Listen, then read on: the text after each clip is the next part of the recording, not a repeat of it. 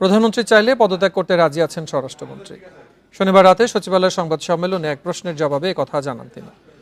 এ সময় শিক্ষার্থীদের সব দাবি মানা হয়েছে উল্লেখ করে তাদের আন্দোলন থেকে সরে আসার আহ্বান জানান স্বরাষ্ট্রমন্ত্রী। পাশাপাশি ঢাকা সহ 4 জেলায় অনির্দিষ্টকালের জন্য কারফিউ থাকবে বলে জানান তিনি, যা শিথিল থাকবে ভোর 6টা থেকে রাত 9টা পর্যন্ত। প্রিয় নম্বর সেট করে বিকাশে সেন্ড মানি করুন ফ্রি।